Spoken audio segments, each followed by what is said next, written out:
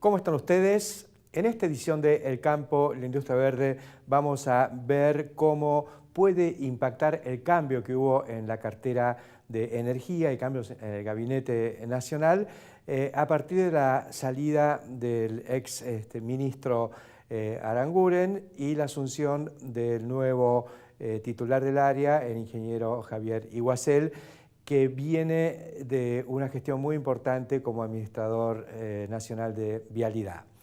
Estos temas los vamos a tratar con Claudio Molina, que es el director ejecutivo de la Asociación Argentina de Biocombustibles e Hidrógeno.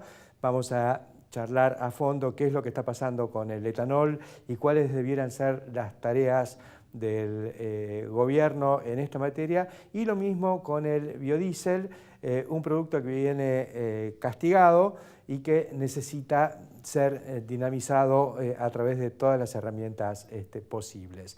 Luego vamos a charlar con un tema que extrañamente está vinculado con los biocombustibles y cada vez más, que es el del feedlot, conversando con el titular de la Cámara Argentina de Feedlots, Fernando Storni. Y como siempre nos acompañará Jorge Castro analizando la situación internacional de los bionegocios. Estos son entonces los temas que vamos a analizar con todos ustedes en esta edición de El Campo, la Industria Verde. El Río con Hidrovía. 9 años agilizando la salida de más del 70% de las exportaciones argentinas. Hidrovía, vía libre para exportar. Aceitera General Dehesa. Acopiamos confianza. BASF. We create chemistry.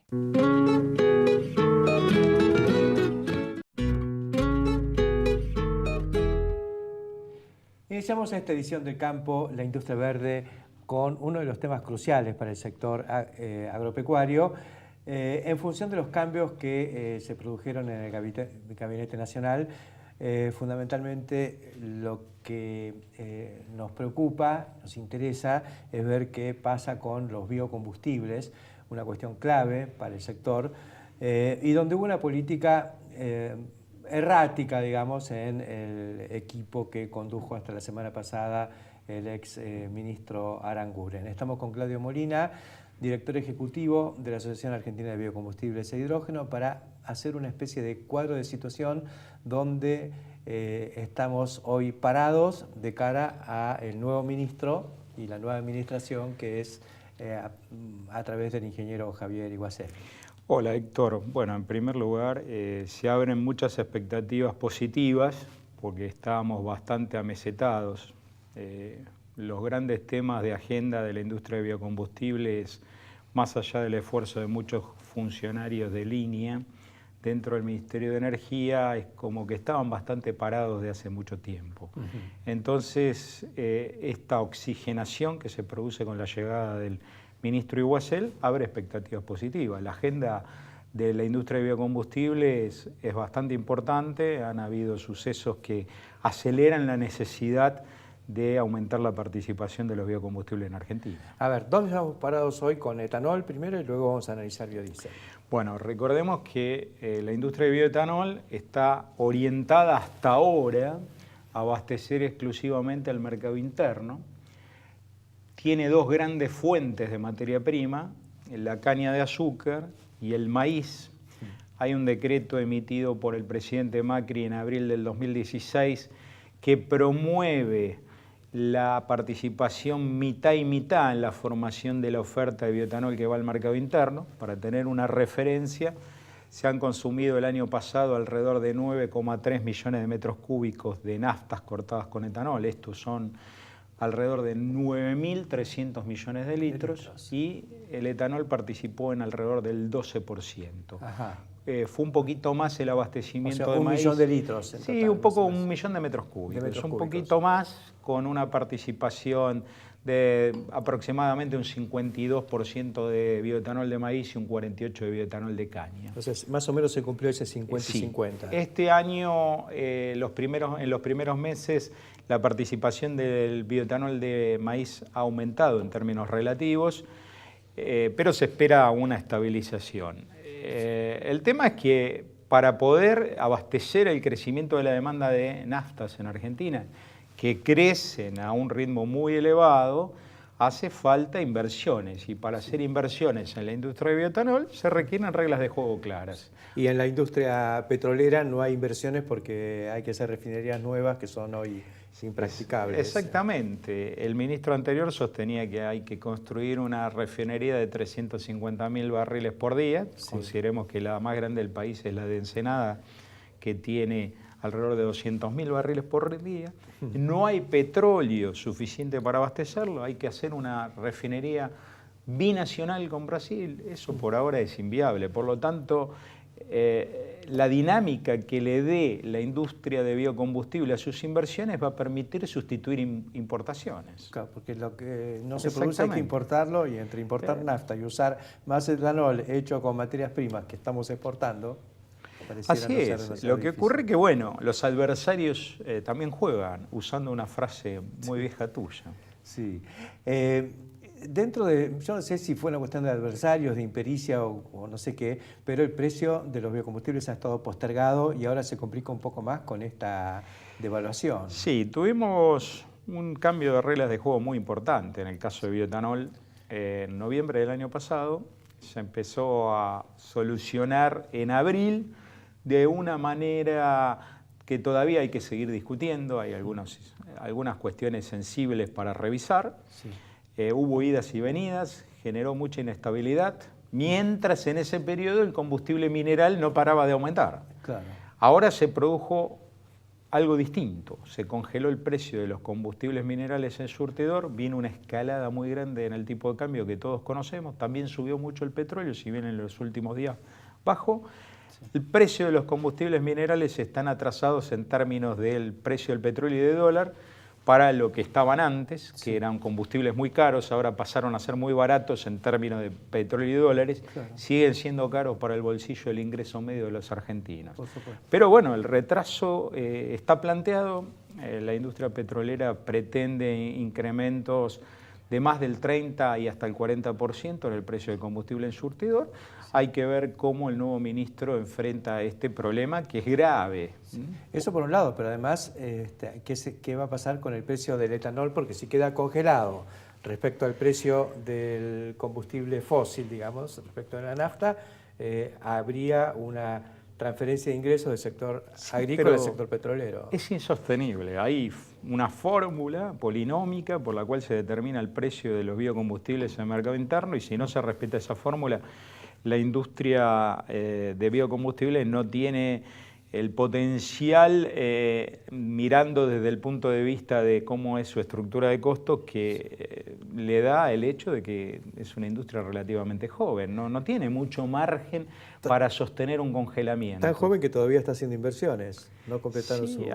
hay un paquete de inversiones muy grandes para hacer. Tomemos en cuenta que el caso de bioetanol tiene una serie de ventajas con relación a la nafta, partiendo del octanaje, Héctor. Sí. Es la fuente de octano más barata que tiene la industria petrolera. Y oxigenante. Que exactamente, con lo cual es renovable desde el punto de vista de emisiones, es muy positivo su uso tanto para el medio ambiente como a la salud. Desde el punto de vista técnico es una fuente de octanos muy importante, con lo cual genera una mejora en la nafta. Sí. Y estamos transformando materias primas locales. Maíz, exactamente, estamos generando beneficios a nuestras economías regionales, minimizando las contaminaciones, reitero.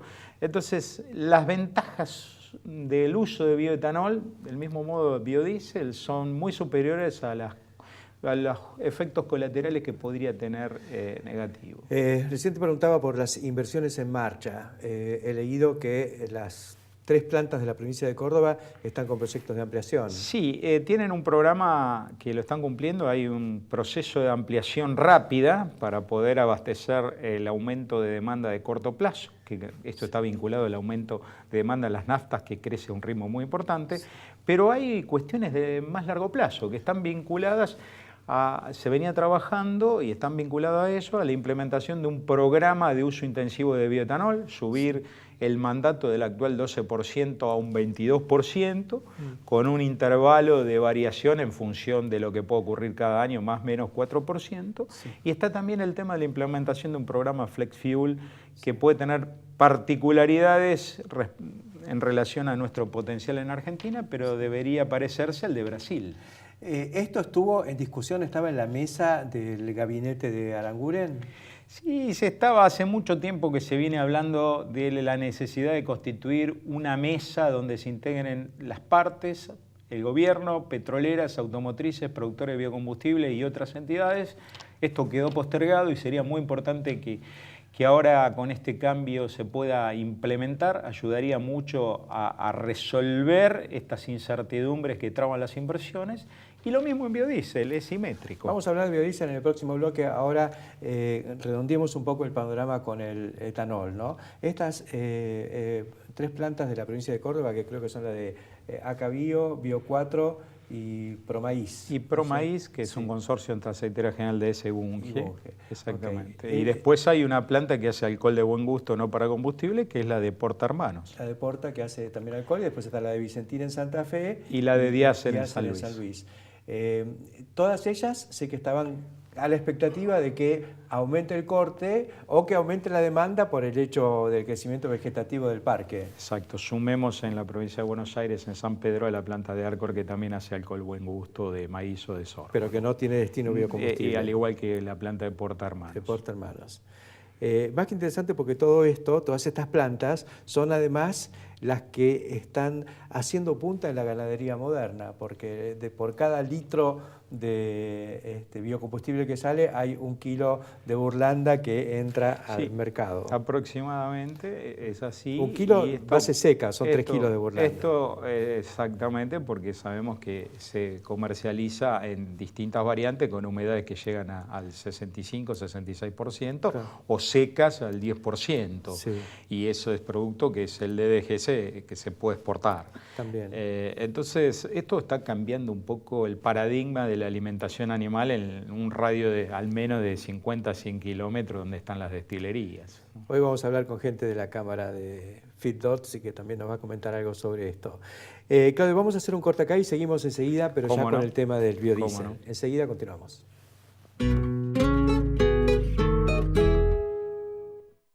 Saber lo que consumimos es valorar lo que producimos. IPCBA, Instituto de Promoción de la Carne Vacuna Argentina. Rizobacter es una manera diferente de hacer agricultura. Aplicamos tecnología para potenciar la vida de cada semilla en todo el mundo. Rizobacter, una empresa argentina.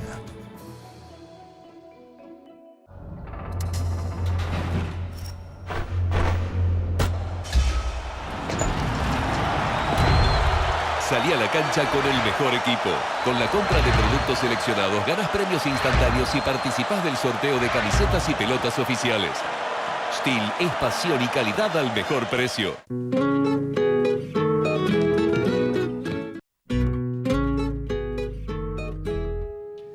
Continuamos con Claudio Molina en el campo de la industria verde. Recién hablábamos del tema etanol. Claudio es el director ejecutivo de la Asociación Argentina de Biocombustibles e Hidrógeno, y nos quedaba el capítulo biodiesel de cara a los cambios que se esperan ahora con la nueva conducción en el Ministerio de Energía. Bueno, la industria de biodiesel tiene un año muy particular.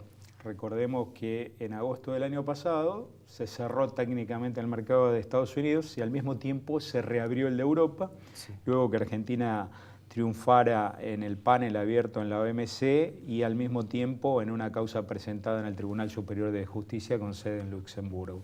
Esto permitió compensar en cierta medida los embarques que se perdieron a Estados Unidos con embarques a Europa. Claro. Ahora, en Europa se abre una investigación y se espera nuevamente una sanción, como siempre injusta, proteccionista, pero que pueda cerrar el mercado. Por otro lado, el gobierno nacional tomó la decisión de aumentar los derechos de exportación en diciembre del año pasado y los volvió a aumentar ahora en el mes de junio, a partir de julio, con lo cual ahí hay otro motivo que puede afectar las exportaciones a otros destinos inclusive. Entonces la industria está en un momento de reacomodamiento. Sí. Este aumento tiene un objetivo fiscal, digamos, porque la exportación de aceite tributa más que la exportación de biodiesel. Sí, se puede ver desde el punto de vista fiscal, pero también algunos funcionarios de alto rango del gobierno creen que puede ser una señal positiva en la negociación para lograr alguna cuota de exportación de biodiesel a Estados Unidos libre de esos aranceles que rondan el 140%, que como sabemos no tiene ningún justificativo más que el proteccionismo puro del gobierno de Trump. Digamos que no responde a ningún análisis, digamos, meterle 140% de derechos de importación basados teóricamente en que la Argentina le cobra menos derechos de exportación al biodiesel que al aceite. No tiene ninguna lógica. Sí. Por lo tanto, la industria, que tiene una capacidad instalada de más de 4.300.000 toneladas, que está en condiciones de transformar en biodiesel alrededor de una tercera parte de la producción potencial de aceite de soja, tiene una capacidad instalada ociosa bastante importante. Sí. El año pasado fue récord de producción con más de 2.800.000 toneladas, de los cuales cerca de 1.200.000 fueron al mercado interno y más de 1.600.000 se exportaron. Este año es muy difícil determinar cuánto vamos a terminar exportando. Porque lo de Europa vino con buen ritmo, pero no sabemos hasta cuándo. No sabemos hasta cuándo. Es factible que en el último cuatrimestre nos apliquen una nueva sanción. Y está el tema de poder lograr una mayor participación del biodiesel en el mercado interno. Y ahí se está trabajando en distintos frentes. A ver, ¿qué es lo que está pasando? Esta semana creo que hubo algún anuncio importante. Sí, durante la semana, el día martes precisamente, se llevó adelante una presentación del gobierno de Santa Fe. Recordemos que el 80% de la capacidad instalada aproximadamente en la industria de biodiesel está radicada en la provincia de Santa Fe. El gobierno de Santa Fe toma la bandera del biodiesel como propia en una muy buena decisión y va a llevar adelante un ensayo de uso intensivo de biodiesel en un corte con gasoil al 25%, en 400 unidades de 2 empresas de colectivos que circulan en Rosario, que son de propiedad del Estado provincial. Ajá. Es el ensayo más grande que se hizo en Argentina y que se va a hacer. Es algo más que un ensayo. Es muy importante, hay muchos recursos que se están invirtiendo y después van a funcionar 2 colectivos de esas compañías con biodiesel puro. Ajá. En noviembre va a comenzar el ensayo de la firma Scania y Nuevo Rumbo, la línea 132, que los que me conocen saben que considero que es la mejor de Argentina en términos de calidad de su parque automotor y calidad de servicios. Y calidad de dirigencial, porque sí, la verdad realmente que es de lujo. Es de lujo. Sí. Van a comenzar un ensayo con B100, un biodiesel puro, sí, que en el marco de un programa que lanzó el gobierno de la Ciudad de Buenos Aires para uso de vehículos de transporte de pasajeros que sean sustentables.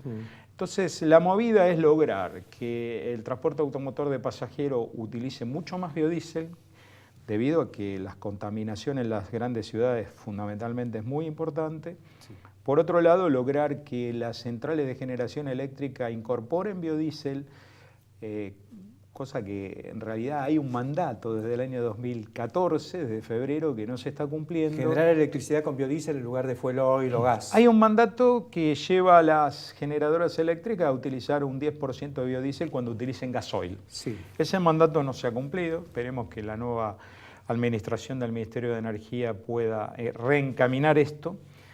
Y por otro lado está el tema de mayor uso de biodiesel, que implica programas en flotas cautivas, tanto de camiones, y también está el tema postergado del mayor uso de biodiesel en el segmento de demanda del agro, ¿no es cierto? Sí, ir a un B20, por ejemplo, en el agro, o el autoconsumo.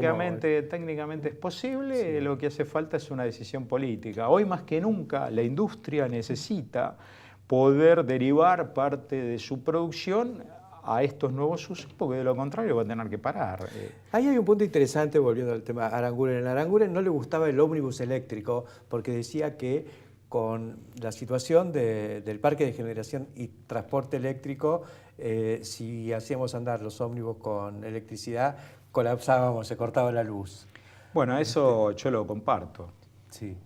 Yo lo comparto. Es así. Pero además del punto de vista ambiental. Pero además el costo de un ómnibus eléctrico prácticamente triplica por ahora al convencional. Entonces, seguro, el otro no hay que cambiar el ómnibus. Exactamente, estamos utilizando todas las redes existentes y en el caso del ómnibus eléctrico, bueno, hay un cambio de paradigma. Uno necesita cambiar todo lo que tenemos. Seguro. Por eso Scania en el mundo está diciendo que el biodiesel, lo dice públicamente, el biodiesel es el mejor combustible para sustituir los motores pesados en la transición energética. Sí. Es interesante ese foco y además ellos tienen la tecnología o han mostrado que no hace falta grandes cambios en un motor para que funcione con biodiesel. Es el mismo motor. Es el mismo motor. Además, tienen un vehículo con un pequeño cambio, un vehículo gasolero, modelo que puede servir para colectivos, ómnibus o camiones, que el motor es diésel, pero anda con etanol. Ajá. Un combustible que es una mezcla de 95% de bioetanol y un aditivo. La única diferencia es que cambian el tamaño de los inyectores, porque como el etanol tiene menor poder calorífico, para darle la misma posibilidad al fluido. Ajá. Es la única diferencia que tiene. Es un vehículo de muy bajas emisiones, con lo cual están haciendo punta. Es un flex, digamos, que puede funcionar con gasoil o etanol. Exactamente. Bueno, esto está en el marco de un país como Suecia, que está liderando el cambio de la matriz energética en el mundo en términos relativos, ¿no? O sea, ahora, lo interesante es que todo esto lo tenemos acá, que el gobierno de la provincia de Santa Fe lo implementa y lo lanza ya con bombos y platillos, y que el gobierno de la ciudad de Buenos Aires también lo tiene en vistas para esta primavera. Sí, no obstante, sabemos que algunos funcionarios consideran que no hay que hacer demasiados esfuerzos en el transporte, que si limpiamos en la generación eléctrica con energías renovables, solar y eólica, está resuelto el problema de las emisiones. Yo creo que hay que apostar, el país tiene que apostar a las distintas fuentes, que todas, en la medida que sean renovables, son muy importantes. No podemos hacer ese tipo de discriminaciones y tenemos que generar, como siempre, políticas a largo plazo con reglas de juego estables, porque si al mínimo problema económico, financiero, cambiario del país se cambian las reglas de juego, evidentemente el proceso de inversiones va a ser mucho menos fluido del que necesitamos. De todas maneras, yo veo lo siguiente, la Argentina hoy no está en la situación de un país como Uruguay, por ejemplo, que tiene una matriz mucho más limpia, porque tienen generación con represas, tienen hidroeléctrica, tienen solar, tienen eólica en pleno desarrollo, tienen biomasa. Nosotros tenemos una matriz sucia y por más que vayamos incrementando fuertemente todo lo que es la generación solar o eólica, vamos a tener una impronta estructuralmente sucia. En ese sentido, meter más consumo de electricidad a través del transporte eléctrico significa, digamos, incentivar el uso de una energía que sigue siendo generada con fuentes convencionales. Si no generamos energía eléctrica limpia, no resolvemos ningún problema, porque además el cambio del parque automotor, que requiere la implementación de la introducción de los vehículos eléctricos y toda la logística, genera enormes emisiones, que si no tenemos como contrapartida una generación, es decir, el costo variable no es limpio, no tiene sentido. No me veo por ahora en Argentina que todos los ciudadanos que tengan vehículos enchufen a la noche los vehículos a la corriente, porque Argentina no tiene infraestructura. Hay que entre 2 o 3 veces la cantidad de generación actual para poder abastecer la demanda de un futuro parque automotor eléctrico. Por eso decimos que los biocombustibles son los combustibles de transición. Sí, se ha planteado, Héctor, en los últimos tiempos si realmente ya no teníamos que dejar de lado a los biocombustibles, y los biocombustibles, la transición energética, fundamentalmente para el transporte, siguen siendo muy, muy importantes. Gracias, Claudio Molina, por acompañarnos hoy en el campo de la industria verde, y nosotros enseguida continuamos.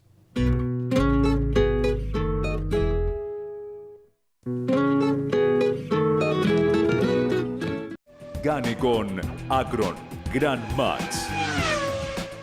Más gestión, mejores resultados. La evolución del sistema Router. Obtenga terneras eficientes de 115-120 kilogramos en 105 días. Consulte a su distribuidor o cooperativa por financiación especial. www.router.com.ar.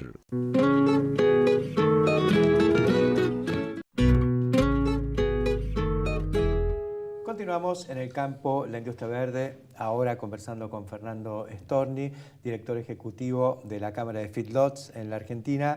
Fernando, habrás escuchado recién los comentarios sobre el uso de subproductos de la elaboración de etanol para la alimentación de ganado. Eso, digamos, no es el eje de nuestra charla de hoy, pero te quería preguntar, ¿qué impacto le ves? Sí, así es, Héctor. Primero, gracias por la invitación. No faltaba más. A ver, la relación de la ganadería intensiva con el maíz no pasa solo por el consumo del maíz o por el silo de planta entera de maíz. Hoy hay una integración mucho mayor y hablábamos puntualmente de la burlanda, ¿no? del subproducto de la producción de etanol de maíz. Y la verdad que es un producto que se está utilizando cada vez más en la nutrición. Ya hace varios años se está incorporando. Los nutricionistas han trabajado mucho para la incorporación en las dietas, han ido a ver experiencias de otros países y demás, y hoy ya tiene un uso muy amplio en distintos lugares, sea húmeda o seca. Sí. La burlanda se utiliza en gran medida, tenemos integración de plantas de etanol de maíz dentro de establecimientos de engorde a corral, sí. Con lo cual se procesa el maíz, se consume la burlanda, se consume la vinaza. Sí. Hay toda una vinculación muy fuerte ya más allá del maíz grano.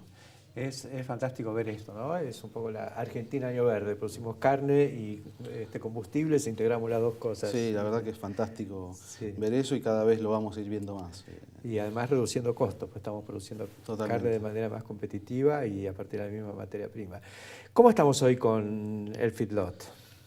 ¿Cómo estamos? Estamos con el feedlot con una situación compleja en cuanto a números. Realmente, ya varios meses con márgenes complicados de la actividad, con precios que están apenas arriba de los precios que conseguíamos el año pasado hoy y que han ajustado esta última precio de la carne, digamos, precio de ganado en pie, con insumos creciendo fuerte, sobre todo de maíz particularmente, pero también con una relación compra-venta que está muy justa.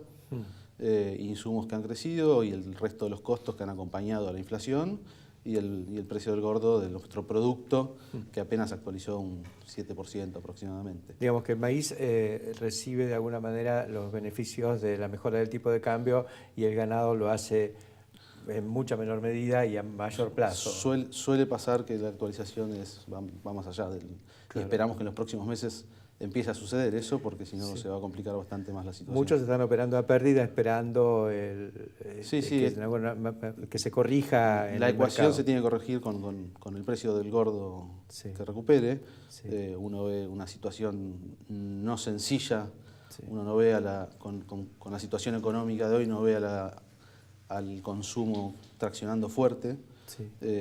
Sí ve un crecimiento en la exportación, que venimos de a poquito creciendo y participando cada vez más en exportaciones, pero no es de un día para el otro. Pero sin duda que tiene que darse un cambio pronto para que el resultado sea positivo y poder seguir en el negocio. ¿Cómo está hoy cubierto el tema, la capacidad instalada de los feedlots? Hoy estamos, por primera vez en muchos años se dio una situación que no se daba, que es que para el 1 de junio la ocupación baja un punto porcentual en los corrales, ¿no? Sí. Siempre teníamos hasta julio un crecimiento en la capacidad de encierre ocupada y hoy por primera vez vemos esa baja en la ocupación. De todas maneras con una ocupación importante, ¿no? Con un 72% de la ocupación de los corrales. Siempre tengo la curiosidad por saber cuál es la proporción entre los distintos digamos, aportantes a la industria del feedlot en materia de ganado en los corrales. Si son inversores independientes, matarifes y frigoríficos, el mismo feedlotero, el dueño de la hacienda, ¿cómo está repartido eso? Hoy mantenés todavía una mayor proporción de los dueños de la hacienda, pero tenés una participación creciente de los últimos años de lo que son los matarifes y abastecedores participando con Hacienda dentro de los corrales, asegurándose su abastecimiento de animales gordos y terminados. Eso son fundamentalmente consumeros los que atienden el mercado interno. Sí. Hay otra proporción de la industria exportadora, no tan fuerte, pero con participación también creciente en los últimos años, y sobre todo de la mano de la cuota 481, con Hacienda en los corrales, ya sea en hotelería o Hacienda o algún caso con feedlot propio, ¿no? ¿Y inversores, es decir, gente que quería jugar alguna fichita? Inversores fuera de... No hay inversores realmente, puede haber alguno, pero ya casi no hay. Sí puede haber casos de productores criadores que deciden darle una etapa final a sus animales. Que no quieren vender el ternero a pesar de que tiene una buena... Exactamente. Está bien. Pero son los menos. La participación es de productores propios y matarifes y abastecedores. Mencionaste la cuota 481. ¿Cómo evolucionó? ¿Qué está pasando con...? Bien, seguimos evolucionando de manera positiva en cuanto a la participación de la cuota. Argentina empezó el año 2014, se aprobó la participación, 2015 fue el primer año donde se empezaron a mandar embarques. El primer año completo que Argentina participó de la cuota, participó con cerca del 4% de la cuota total, de esas 48.200 toneladas. Sí. Al año siguiente duplicó esa cantidad de toneladas y volvimos a participar a duplicar la proporción con un 16% en esta primera etapa del año. Ajá. Con lo cual terminaríamos este año, si mantenemos ese perfil, duplicando nuevamente la participación en la cuota, sí, con algunas cuestiones particulares de este año que se dan, que es por un lado una complicación en la logística, ¿sí? La cuota está dividida en trimestres. Ajá. Esas 48.200 toneladas se reparten. Son globales, ¿eh? Son globales, sí, por supuesto son globales, y se reparten en trimestres. Entonces, cuando empieza el trimestre, ¿sí? Julio, agosto, septiembre, arranca el trimestre y a los 15 días aproximadamente, 15 a 20 días, ya está cubierta la cuota de ese trimestre. Ajá. Con lo cual hay que tener toda una logística de cuándo encierro los animales, cuándo van a salir a faena, cuándo se faenan, cuándo están listos para embarcar, cuándo se embarcan, el viaje y cuándo llegan. Claro. Entonces, bueno, esa logística complicó un poco la operación, sí, pero de todas maneras seguimos aportando cada vez más animales a la cuota. ¿No hay temor por el hecho de que Estados Unidos quiera...? Iba la otra particularidad, ajá, de ahora, que es este reclamo que el año pasado lo teníamos de Estados Unidos sin que esté definido o por comentarios, y hoy ya es un reclamo concreto de Estados Unidos queriendo quedarse con una parte de la cuota de participación única de ellos. ¿No total? No total, quedaría, sí, quedaría una porción, pero de todas maneras, 48.200 toneladas, te había dicho, salió Canadá porque tuvo un tratado de libre comercio con la Unión Europea, sí, quedaron 45.000 toneladas, sí, y Estados Unidos estaría hoy solicitando entre 30 y 35.000 toneladas, ajá, de manera exclusiva, con lo cual se achicaría un montón la participación. Sí. Experiencias positivas de la cuota, y creo que va más allá de esta cuota, es el producto que mostramos en Europa, que los importadores están buscando y pidiendo, y lo vemos por el crecimiento que tuvimos en la participación, con lo cual esperemos que la cuota 481 dure todo lo que pueda. Sí. Y si no habrá que pelear. Pero si no, habrá que buscar otra alternativa. Conocieron el producto, lo quieren, entonces sí, de alguna manera hay que seguir con ese producto de alta calidad. Porque además la cuota se la dan a los importadores. La cuota la tienen los importadores, no, claro, la tienen cada país. Claro. El importador decide a quién le compre, sí, y en esto el reclamo de Estados Unidos viene en ese sentido. Claro. Viene en el sentido que se incorporaron otros países, sí, el último fue Argentina, sí, y fueron comiéndole terreno en la participación a Estados Unidos. Sí, y ahora los compradores europeos quieren tener la opción de comprar la carne acá, pero necesitamos tener la cuota. Sí, pero bueno, este reclamo seguramente llevará a algún acuerdo en ese sentido. Sí. Si se cae la cantidad de toneladas para el resto de los países, ¿sí?, que son Uruguay, Australia y Argentina básicamente, sí, ya se complica mucho más el negocio, ¿no? Seguro.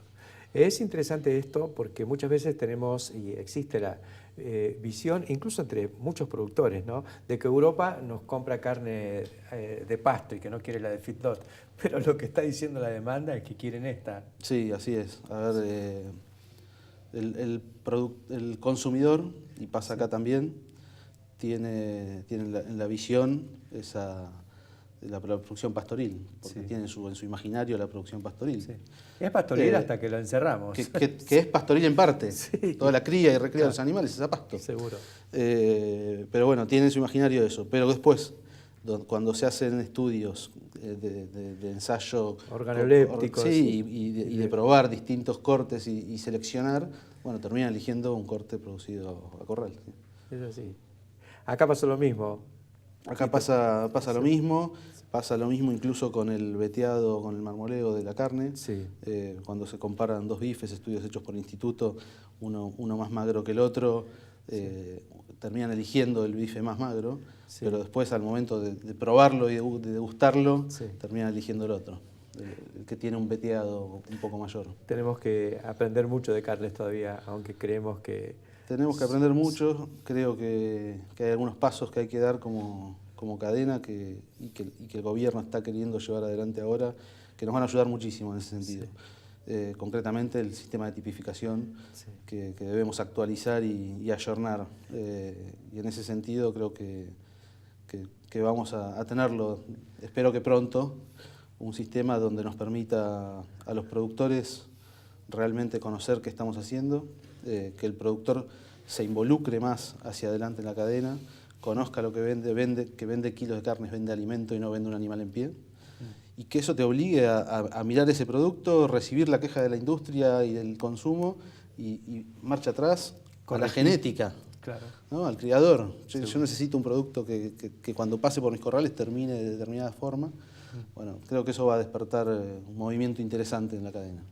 Mucho trabajo por delante, en adición a todo el que ya hicieron en estos últimos años, donde la Cámara se constituyó uno de los grandes actores. Yo digo, el feedlot es la etapa superior de la cadena ganadera, la última innovación, y ha tenido un impacto fenomenal. Sí, a ver, la Cámara cumplió 20 años el año pasado.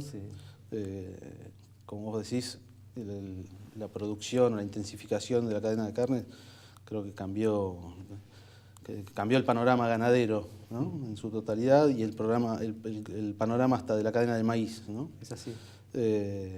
Y realmente... El mayor consumidor de maíz en la Argentina hoy es el ganado. Sí, seguido por las aves, pero sí es el mayor consumidor de maíz. Y no, creo que tuvimos todo un desarrollo, crecimiento, mejoras en nutrición, en instalaciones, en integración, cuidado del ambiente, un montón de aspectos que fuimos teniendo en cuenta, y queda un montón todavía por recorrer. Uno dice, no llegamos a ningún lado todavía, ¿no?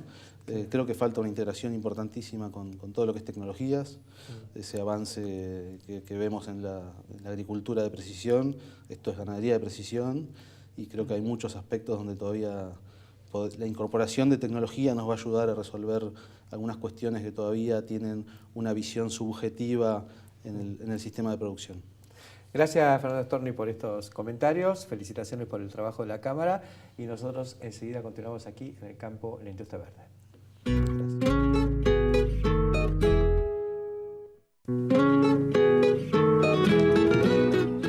Nuevos inoculantes Palaversiche Turbo con 3 bacterias, bradyrizobios que fijan nitrógeno, azospirillum para promover el desarrollo radicular y pseudomonas que solubilizan fósforo del suelo. Tecnología de avanzada, Barenbruch Palaversiche. En Bio4 tenemos un compromiso, generar empleo, capacitación y desarrollo tecnológico. Bio4, construimos un futuro con más energía. Banco Ciudad. Te quiere ver crecer. Continuamos en el campo, en la industria verde, ahora como lo hacemos habitualmente con Jorge Castro. Y Jorge, hemos evolucionado un poco de ver la agricultura comercial, la ganadería comercial, lo agropecuario, la agroindustria como conceptos, pero últimamente se empieza a plasmar o a galvanizar un poco la idea de la bioeconomía. Exactamente. ¿Qué es lo que estás viendo? ¿Cómo... Mirá, yo tengo presente un estudio del Departamento de Agricultura de Estados Unidos del año 2014, en donde establece las dimensiones que en ese momento tenía la bioeconomía en Estados Unidos. Estima que es un producto bruto el que abarca la bioeconomía, que en ese momento tenía un valor de 360.000 millones de dólares, con el agregado de que es un sistema económico que crece 25% anual. En ese momento... Contra una economía que crece el 2 o el 3, digamos. Exactamente. Entonces, en ese momento, este sistema de bioeconomía tenía disponibles ya más de 20.000 patentes solo en la bioeconomía. Y estas patentes, a su vez, crecen al mismo ritmo que la producción del sistema bioeconómico. Ahora, la novedad acá es que esto que sucede en Estados Unidos también se produce en la Unión Europea, encabezada por Alemania, en donde este nuevo sistema de bioeconomía se ha transformado en un nuevo paradigma económico, en donde hay un trato distinto al uso y explotación de los recursos naturales. Esta vez, la bioeconomía lo que se caracteriza es que no explota los recursos naturales, sino que sigue la lógica de funcionamiento del sistema de vida de los recursos naturales. 360. Exactamente. Economía Por circular. lo tanto, uno de los aspectos que tiene la bioeconomía es la denominada economía circular. Claro. Y además, en los últimos 5 años, este sistema bioeconómico que respeta la lógica de la vida, no la explota ni la tritura, se ha encontrado con la nueva revolución industrial y con las tecnologías de la nueva revolución industrial. La inteligencia artificial, la robotización, la Internet de las cosas. En este sentido es que esto se está potenciando, incluso a un ritmo superior al conjunto de la economía de Estados Unidos por un lado y de la Unión Europea por el otro, encabezada por Alemania. Es notable lo que comentás de Alemania porque enseguida me viene a la memoria un documental que hizo nuestra directora general Ana hace ya 5 o 6 años y que lo hemos pasado más de alguna vez acá en el programa, que planteaba la problemática del biogás en Alemania. Allá siembran maíz, lo pican, lo meten en búnkers y de ese búnker va a una gasificadora, se convierte en biogás y ese biogás alimenta unos motores que generan electricidad que se suben a la red. Eso ya está en la Argentina, pero en aquel momento parecía absolutamente revolucionario y loco. A poco andar nos enteramos que el 20% del gas que consume Alemania es biogás generado en 8.000 o 10.000 plantas de este tipo. Exactamente. Es un nuevo paradigma de producción y un nuevo paradigma científico y de conocimiento. Sí, y lo notable es que esto se daba ya en ese momento en digamos, empresas de gran escala que tenían 8 o 9 búnkers que debían alojar, no sé, el maíz de 2.000 hectáreas, ¿no? Pero se generaba la electricidad con el biogás que producía ese maíz gasificado y el agua de refrigeración de los motores circulaba por el pueblo vecino y le daba calefacción al pueblo. Entonces, en lugar de refrigerarse con un radiador, se refrigeraba en, claro, ese recorrido. Desaparece la noción de desperdicio. Exactamente. Y era todo renovable porque era maíz, no era otra cosa que el sol y en todo caso el dióxido de carbono generado por otras industrias, capturado por la planta y convertido en biogás. Eso es, la fuente energética ya no son más los combustibles fósiles. Hay solar, hay eólica, pero está esto también que vincula a la agricultura y a lo biológico con las necesidades, en este caso energéticas. Exactamente. Gracias, Jorge, por estos comentarios sobre lo que significa la bioeconomía en el mundo moderno. Enseguida continuamos.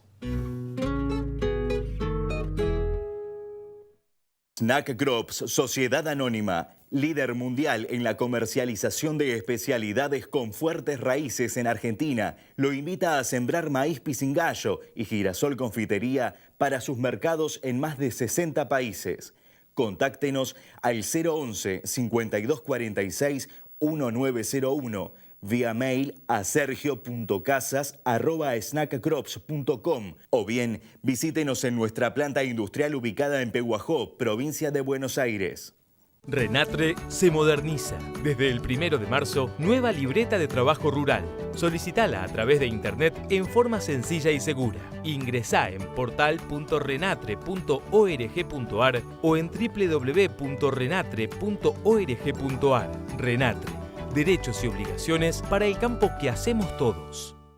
Haga bolsa los problemas de la cosecha. Y Pesa Silo. En Bolsa Más. Con 90 años de experiencia, Cestari es sinónimo de tolvas en Argentina y el mundo. De la cosechadora al camión, Cestari es la solución.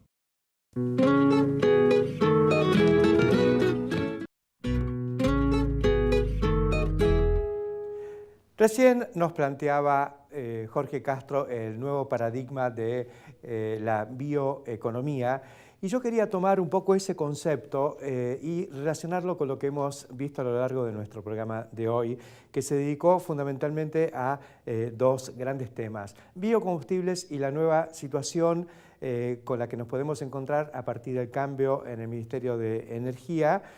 Si es que se va a producir un cambio de políticas, pero sí por lo menos planteamos las expectativas que se generan en torno a esta cuestión clave para el sector agropecuario, y el feedlot, porque los dos están emparentados y tienen que ver justamente con esta definición que nos hacía Jorge sobre la bioeconomía como un sistema circular, un sistema 360 que vincula a distintas herramientas y que se reciclan y que se potencian unas a otras de una manera, si bien imbricada, y que es precisamente lo que ha ocurrido en la Argentina. Fíjense, el desarrollo de la industria del etanol ha acelerado la evolución de la ganadería argentina hacia el nuevo sistema intensivo basado en la terminación a corral, lo que implicó no solo un incremento de la eficiencia en la cadena de producción pecuaria, sino también la posibilidad de utilizar subproductos o coproductos de la industria de biocombustibles, además de otras industrias alimenticias, para reforzar nuestro sistema de engorde o incluso nuestro sistema de producción ganadera en general. También en el tambo ha tenido un gran impacto el aprovechamiento de estos subproductos de la industria, que de otro modo eran un efluente que complicaba la gestión industrial. En la industria de la maltería, de la cerveza, las heces de malta son una complicación para esa industria y necesitan de alguna manera reducirlo. Bueno, el feedlot o el engorde a corral o la producción lechera constituyen una forma muy moderna, aceptable y ecológica de utilizar estos recursos y valorizarlos. Es convertir un problema en valor, en una oportunidad.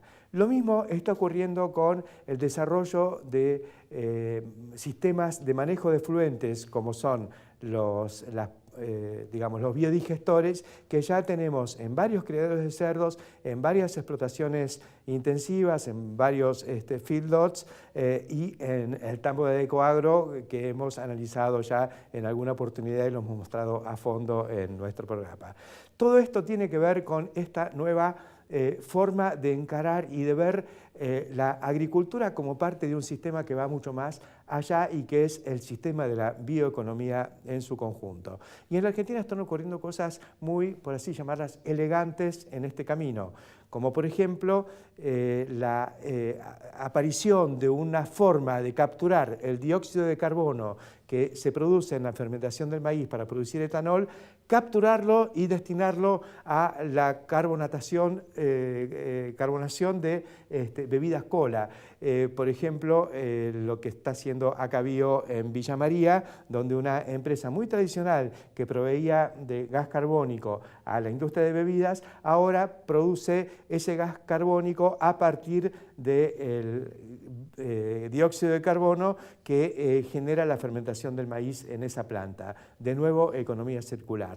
De la misma manera que la burlanda de esa y otras plantas de etanol de maíz o de sorgo van al engorde bovino y a la producción de leche. Creo que en la Argentina tenemos los recursos para ir avanzando en esta economía circular de una manera muy atractiva, muy interesante, e incluso llegando a la integración, como la propuesta de Porta, que ya está encarando mini destilerías donde el feedlot se vincula concretamente con la elaboración de etanol. Todo esto requiere la visión generosa, amplia y sabia de la conducción, en este caso la nueva conducción en el área de energía, para ver que más allá de una batalla intersectorial de petróleo versus agro y demás, debemos tener una visión circular también acerca de cómo esto potencia el futuro. Hasta la semana que viene.